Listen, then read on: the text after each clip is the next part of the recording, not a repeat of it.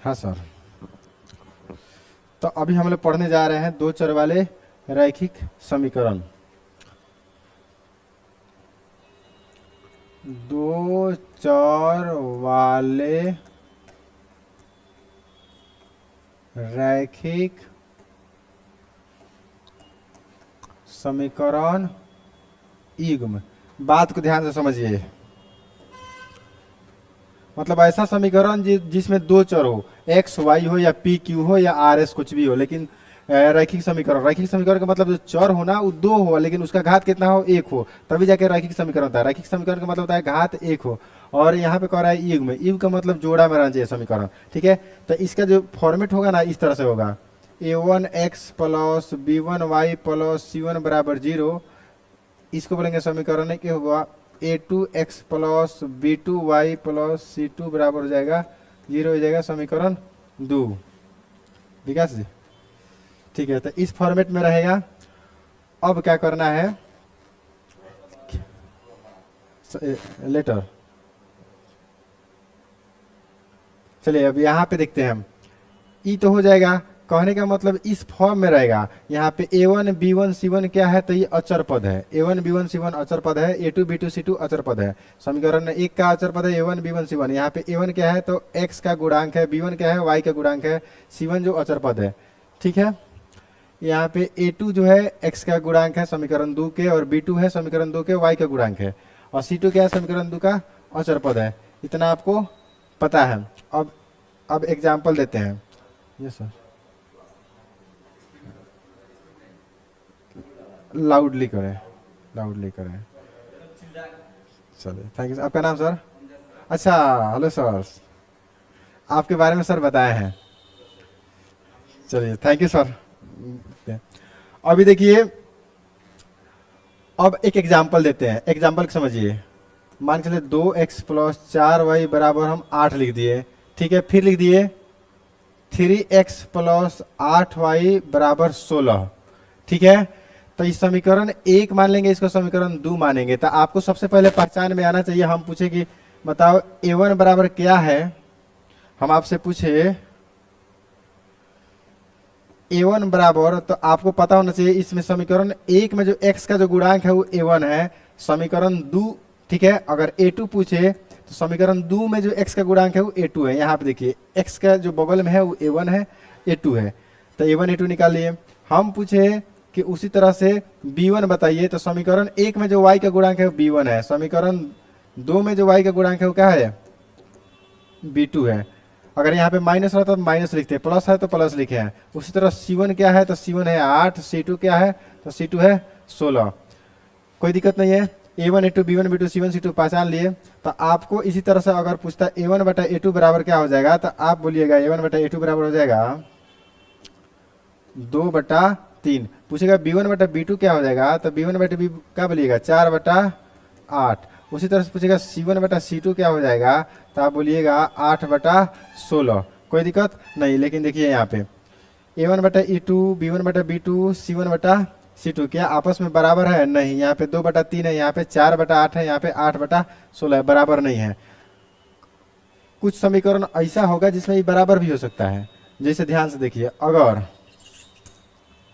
अगर हम एक समीकरण यहाँ पे लिखें, ध्यान से देखते रहिए। एक समीकरण लिख देते हैं 2x माइनस 3y बराबर 7, 4x माइनस 6y बराबर 14।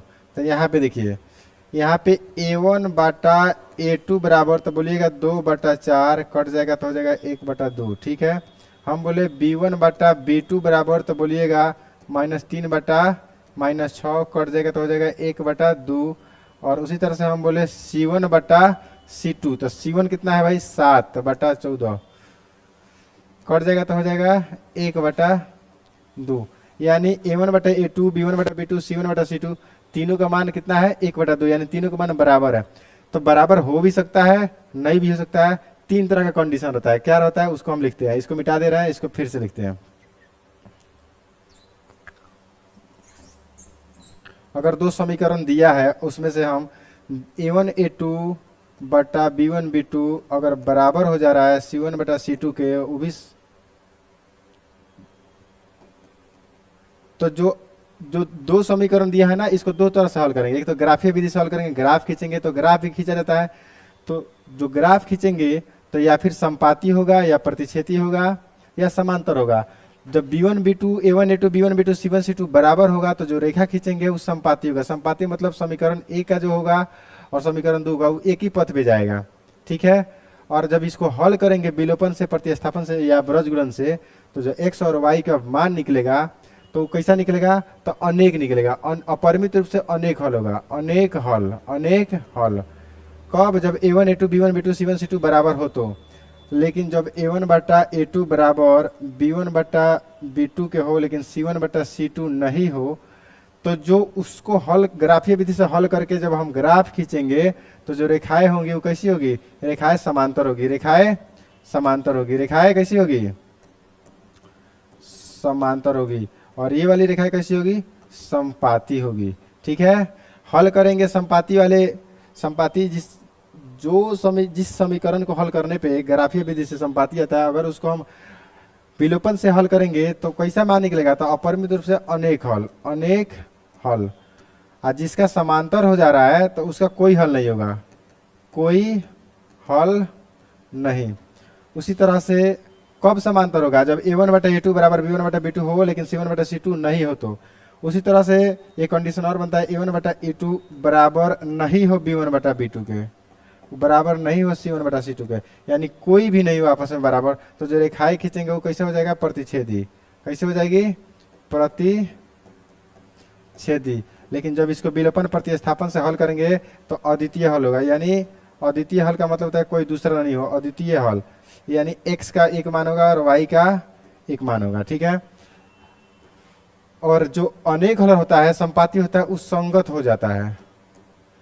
और जो प्रतिच्छेदी है वो भी संगत हो जाता है। आपसे पूछा जाएगा प्रश्न में, समीकरण दे दिया जाएगा, आप पूछा जाएगा संगत है कि असंगत है, तो आप देखिएगा अगर a1 बटे a2 b1 बटा b2 c1 बटा c2 बराबर है या तीनों बराबर नहीं है तो संगत हो जाएगा। लेकिन एक बराबर है एक बराबर नहीं है, यानी जो समांतर है या कोई हल नहीं है तो क्या हो जाएगा, असंगत हो जाएगा, असंगत हो जाएगा।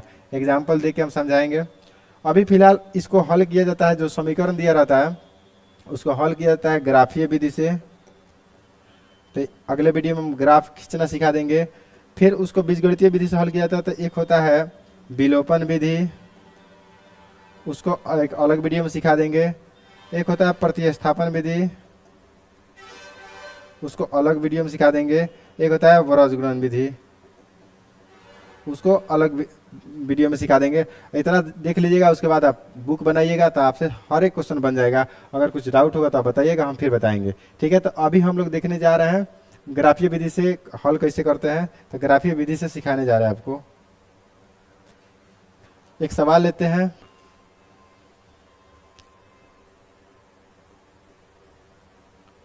ये एक क्वेश्चन लिए, x माइनस 4y प्लस 14 बराबर 0, 3x प्लस 2y माइनस 14 बराबर 0। इस समीकरण 1 है, समीकरण 2 है। इसको ग्राफीय विधि से हल करना है।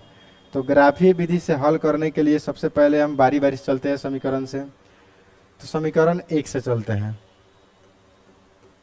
हल लिख दिए समीकरण 1 से। तो समीकरण 1 से क्या करेंगे, हम किसी एक चर को बराबर के इधर रखेंगे, बाकी सबको बराबर के उधर भेजेंगे। जैसे देखिए x माइनस 4y प्लस 14 बराबर 0 है, तो x बराबर क्या हो जाएगा, बाकी सबको उधर भेजना है, तो माइनस 4y हो जाएगा प्लस 4y प्लस 14 हो जाएगा माइनस 14। अब उधर उस साइड में जो चर गया है, मतलब y गया है, तो उसका मान हम लोग मानेंगे तो x का मान निकल जाएगा। जैसे देखिए मानते हैं y बराबर कुछ भी मान सकते हैं, हम इतना वैल्यू रखेंगे कि उसमें से 14 घटाना है तो भी एक अच्छा मान आ जाए, तो हम 4 रखते हैं। तो y का मान जब 4 रहेगा तो x का मान कैसे निकलेगा, 4 गुना 4y का जब 4 माइनस क्या हो जाएगा 14, तो x बराबर हो जाएगा 4 चौका 16 माइनस 14, तो x का मान कितना आ गया 2। उसी तरह से पुनः मानेंगे, पुनः माना y बराबर 5 मान लेते हैं। तो जब y बराबर 5 मानेंगे तो x का मान कितना हो जाएगा, 4 गुना 5 माइनस 14, यानी x बराबर 4 पचे 20 माइनस 14। तो x का बराबर कितना हो गया 6।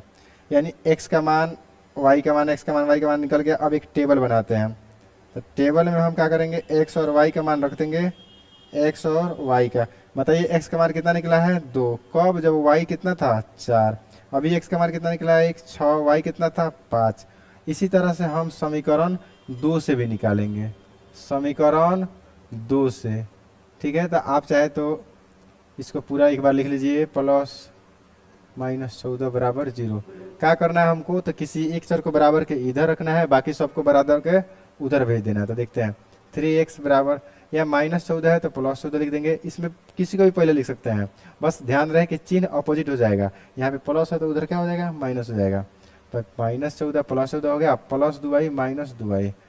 अब यहाँ पे देखिए ध्यान से, यहाँ पे 3 x के साथ है, हमको सिर्फ x चाहिए, तो 3 उधर जाएगा, कहाँ जाएगा बटा में। तो x बराबर 14 माइनस 2y, बटा में क्या चल जाएगा अपना 3। तो बटा में 3 चल जाएगा। अब हम मानेंगे उधर किसका मान, y का मान। हमेशा जो उधर गया है चर उसी का मान मानेंगे, लेकिन ध्यान रहे ऐसा मान रखे कि 2 से गुना करने के बाद 14 में से घटाए तो 3 से पूरा पूरा कट जाए तो अच्छा रहेगा। तो मानते हैं y के मान हम क्या माने, तो देखिए अगर y का मान 1 मानते हैं तो x बराबर कितना हो जाएगा 14 माइनस 2 गुना 1 बटा 3, यानी 14 माइनस कितना हो जाएगा 2 बटा 3, यानी 12 बटा 3, यानी कट जाएगा तो कितना हो जाएगा 4। किसका मान, x का मान। पुनः मानते हैं, पुनः माना y बराबर, अब सोचिए कितना मान रखे हम। y के अगर 2 रखते हैं तो 2 दूना 4, 14 में से 4 घटेगा 10 हो जाएगा, 10 3 से कटता नहीं है। क्या रखे, 3 रखते हैं तो 3 दूना 6, 14 में से 6 हो जाएगा तो 6 जाएगा तो 8 बजेगा, 8 3 से कटता नहीं है। तो क्या रखे, 4 रखे, तो 4 दूना 8 यानी 14 में से 8 जाएगा तो 6 बजेगा, 6 3 से कट जाता है पूरा पूरा। तो हम क्या मानेंगे 4, y बराबर 4। तो x बराबर क्या हो जाएगा 14 माइनस 2 गुना 4 बटा 3। तो 14 माइनस 4 दूना कितना हो जाएगा 8 बटा 3। एक बात बताइए, 14 में से 8 जाएगा कितना हो जाएगा 6 बटा 3, कटेगा तो कितना हो जाएगा 2, यानी आपका x का मान कितना आ गया 2। अब एक और टेबल बना देते हैं ग्राफ के लिए। यहाँ पे x है, यहाँ पे y है। देखिए ध्यान से, x का मान कितना निकला है 4। कब, जब y 1 था। x का मान कितना निकला है 2। कब, जब y 4 था। अब ये 2 टेबल निकल गया।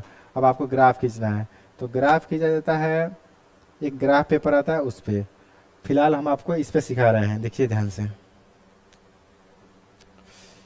आप एक लाइन खींचिए और एक ऐसे खींचिए। ये क्षैतिज रेखा है जिसको एक्स अक्ष बोलते हैं, ये उधर रेखा है जिसको वाई अक्ष बोलते हैं।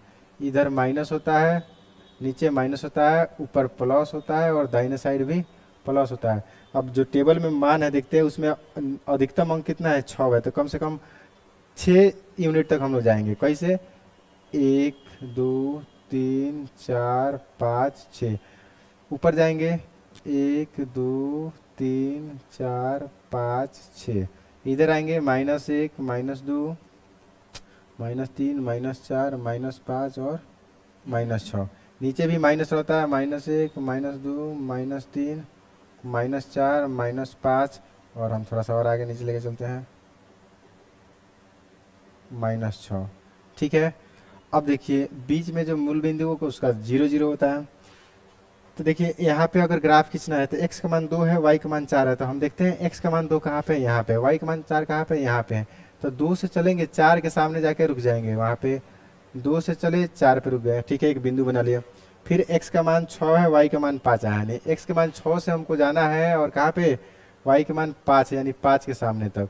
तो चले हम यहाँ पे आ गए, इधर से जाएंगे। आप स्केल से कीजिएगा ग्राफ पे, तो 6 से 5 पे इस दोनों को क्या करेंगे, हम मिला लेंगे। दोनों को क्या करेंगे, मिला लेंगे। मिलाने के बाद लिख देंगे इस समीकरण 1 यहाँ पे।